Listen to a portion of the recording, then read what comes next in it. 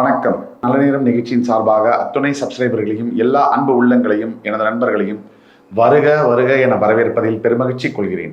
வக்ரதுண்ட மகாகாய சூரியகோடி சமப்பிரபக அவிக்னம் குருமே தேவ சர்வகாரியேஷு சர்வதா. தென்னாட்டுடைய சிவனே போற்றி, என் நாட்டவர்க்கும் இறைவா போற்றி. நண்பர்களே, இந்த புத்தம்புதிய காணொலியில் உங்கள் அத்துணை பேரையும் வரவேற்பதில் மிக்க மகிழ்ச்சி கொள்கிறேன். கடவுள் சொல்லும் தீர்ப்பு இந்த சீரியஸ் எபிசோட்ஸில் இன்றைக்கு நம்ம பார்க்கவிருப்பது மகர ராசி.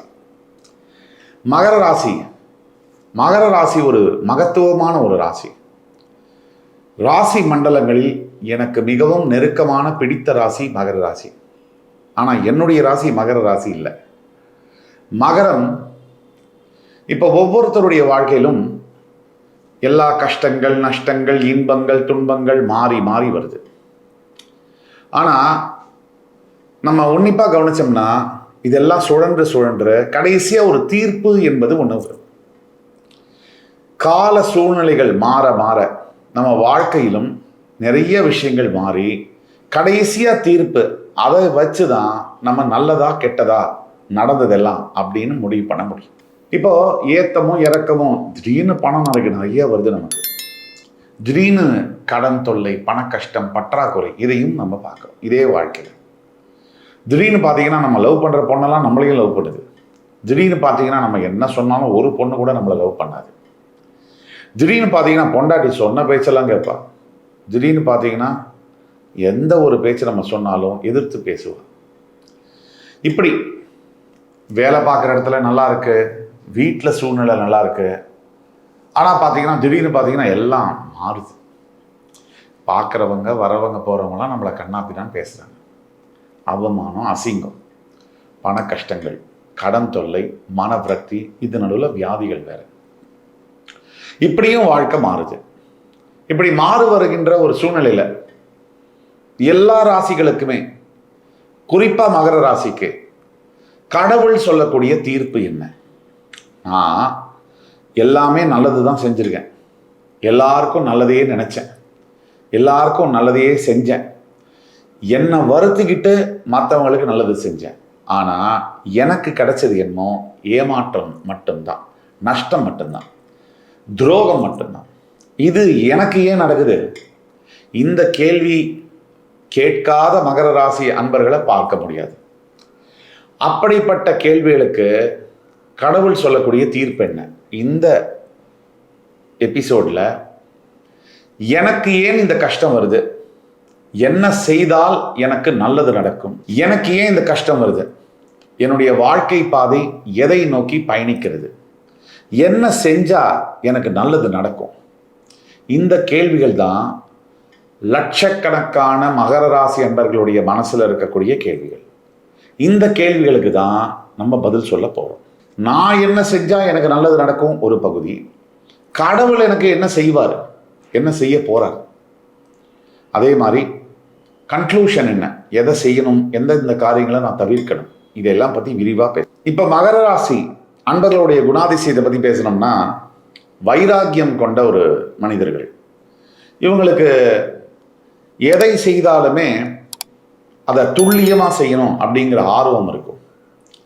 அது மட்டும் இல்லாமல் மகர ராசிக்கு ரொம்ப ஸ்பெஷலாக சிறப்பான சில குணாதிசயங்கள் உண்டு.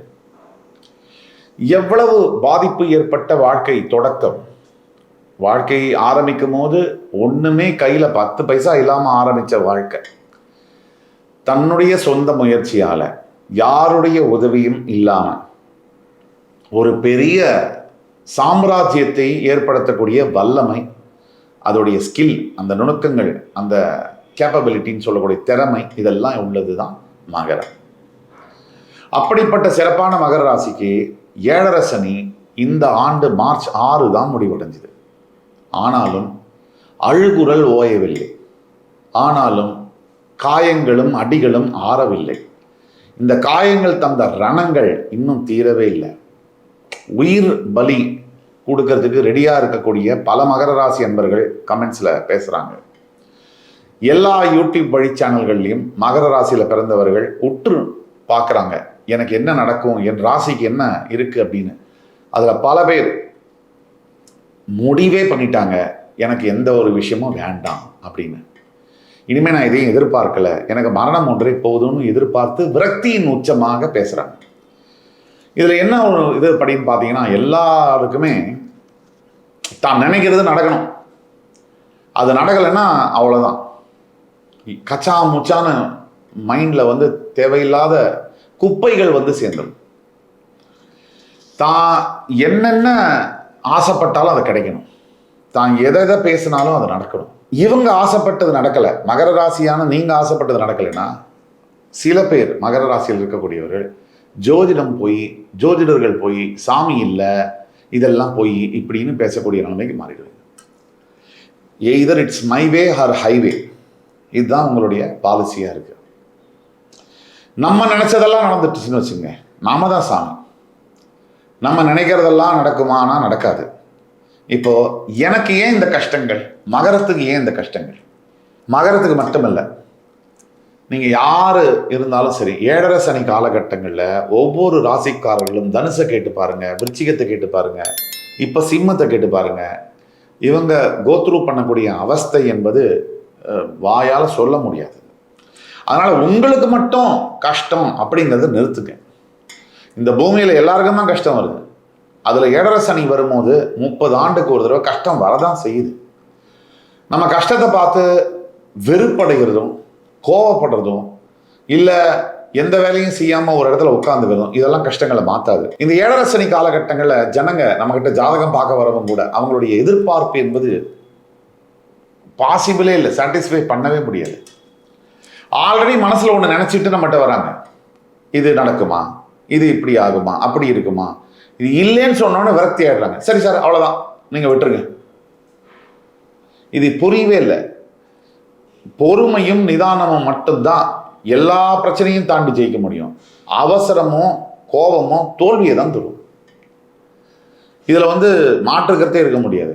மகர ராசியில் பிறந்தவங்களுக்கு ஏன் இந்த கஷ்டம் அப்படின்னா, 7.5 சனியுடைய தாக்கத்தினால தான் பெருவாரியான கஷ்டங்கள் 90%. அதை தவிர மகர ராசிக்கு வந்து சந்திரன் வந்து மகரத்தில் இருக்கும்போது மகர ராசின்னு சொல்கிறோம். மகர ராசி அந்த இடத்துல வந்து செவ்வாய் உச்சம் பெறக்கூடிய வீடு. 12ஆம் அதிபதியும் 3ஆம் அதிபதியுமான குரு பகவான் நீச்சம் பெறக்கூடிய வீடு. எனக்கு ஏன் இந்த கஷ்டங்கள்? 3 பாயிண்ட். முதல் பாயிண்ட்டு, 7.5 சனியுடைய தாக்கம் இருக்கும்போது தான் இவ்வளவு கஷ்டங்கள் எல்லா ராசிக்காரர்களுக்கும் எல்லா மனிதர்களுக்கும் வருது. 2வது, சுய ஜாதகத்தில் உங்களுடைய தசாபுக்தி லக்னம் அப்பாற்பட்டு தசாபுக்திகள் சரியா இல்லைனாலும் கஷ்டங்கள் நிறைய வரும். 3வது, உங்களுடைய நடவடிக்கைகள். சனியுடைய ராசி நீங்கள் அப்படிங்கிறதுனால உங்களுடைய ஒழுக்கம், டிசிப்ளின், நீங்கள் வந்து சில தேவையில்லாத வேலைகளை செய்யும் போதும் நீங்களே வந்து பத்திரிகை வச்சு கர்மாவை வந்து இன்வைட் பண்ணுற மாதிரி ஆகிடும், வரவேற்கிற மாதிரி ஆகிடும்.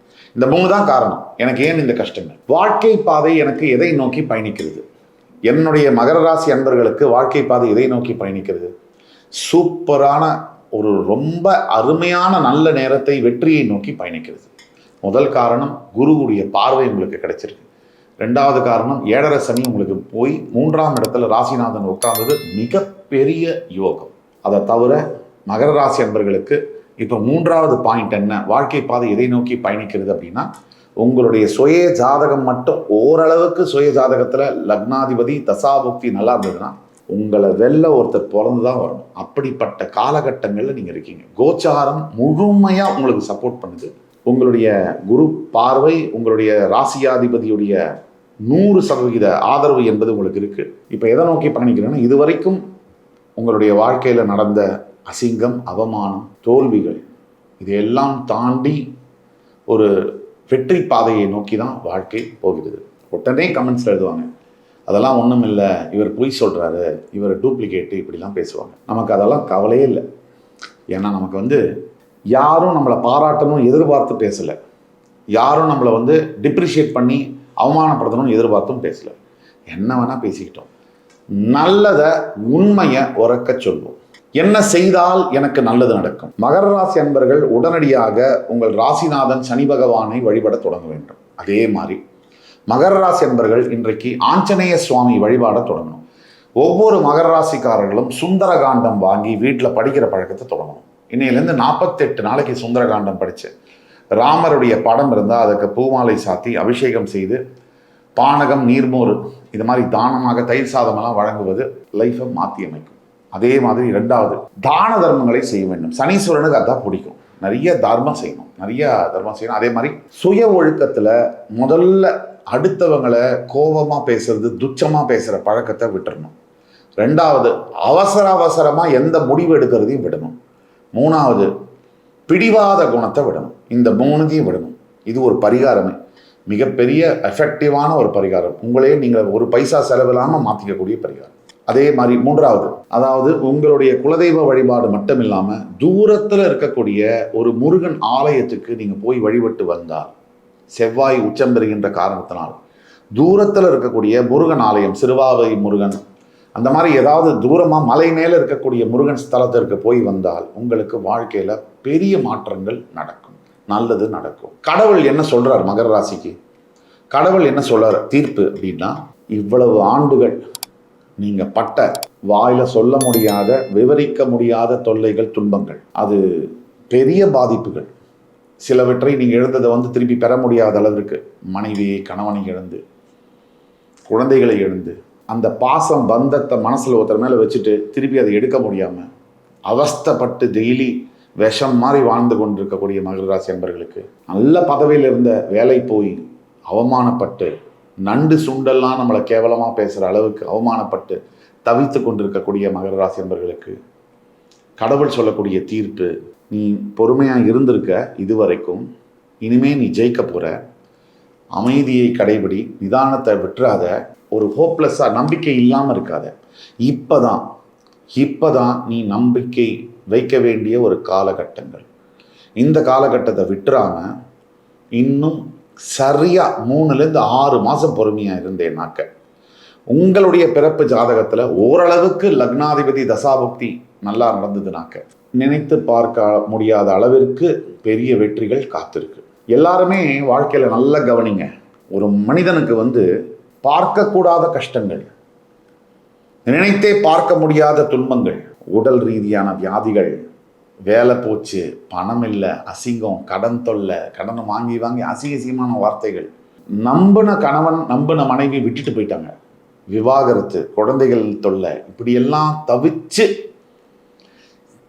இதுக்கு மேலே ஒன்றுமே இல்லை அப்படின்னு இருக்கக்கூடிய காலகட்டத்தில் தான் அந்த மனிதன் ஒரு 4 அடி முன்னாடி போனோம்னா நான் ஜெயிச்சிருவேன். அந்த பாயிண்ட் இல்லை, எக்ஸ்ட்ரீம் பாயிண்ட்டு, இதுதான் கஷ்டத்தோட எக்ஸ்ட்ரீம் பாயிண்ட்டுன்னு நினைக்கும் போது ஒரு 10 அடி முன்னாடி போனால் ஜெயிச்சிருப்பாங்க, ஆனால் போயிருக்க மாட்டாங்க. இதுதான் வெற்றியாளர்களுக்கும் தோல்வியாளர்களுக்கும் உள்ள வித்தியாசம். இப்போ மகர ராசி அன்பர்கள் செய்ய வேண்டியது, இன்னும் ஒரு 3லேருந்து 6 மாதம் பொறுமையாக இருங்க, 7 வருஷம் பொறுமையாக இருந்துட்டீங்க. இந்த காலங்கள் உங்களுடைய வாழ்க்கையில் என்ன சொல்லுதுன்னு நீங்கள் பாருங்கள். நம்பிக்கை உள்ளவர்களை என்னுடைய இதை ஃபாலோ பண்ணுங்கள். நம்புறவங்களுக்கு யாம் இருக்க பயமேன் என்று சொல்லக்கூடிய முருகனுடைய அருள் கண்டிப்பாக கிடைக்கும். இதுவரைக்கும் நம்ம பேசிட்டு வந்தது எல்லாமே மகர ராசி அன்பர்களுக்கு பொது பலன்கள். நாம் சொன்ன கோச்சார ரீதியான பலன்கள். உங்கள் பிறவி ஜாதகத்தில் கடவுள் சொல்லக்கூடிய தீர்ப்பு என்ன அப்படின்னு உங்களுக்கு தெரிஞ்சுக்கணும்னா கீழே கொடுக்கப்பட்டுள்ள வாட்ஸ்அப் நம்பரை எங்களை தொடர்பு கொண்டு ஆன்லைன்லேயோ நேர்லேயோ கன்சல்டேஷன் வாங்கிக்கிட்டு பார்த்தீங்கன்னா உங்களுக்கான மிக துல்லியமான பலன்களை சொல்ல காத்து கொண்டிருக்கிறோம். அதனால் தவறாமல் இந்த வீடியோவை உங்கள் ஃபேமிலியில், ஃப்ரெண்ட்ஸில், ரிலேட்டிவ்ஸில் இருக்கக்கூடிய மகர ராசி அன்பர்களுக்கு ஃபார்வர்ட் பண்ணுங்கள், சப்ஸ்கிரைப் பண்ணுங்கள். அதே மாதிரி மறுபடி என் உயிரினும் மேலான மகர ராசி அன்பர்களை சந்திக்கும் வரை உங்களிடமிருந்து விடைபெறுவது உங்கள் சுபாஷ் பாலகிருஷ்ணன். நன்றி, வணக்கம், வாழ்க வளமுடன்.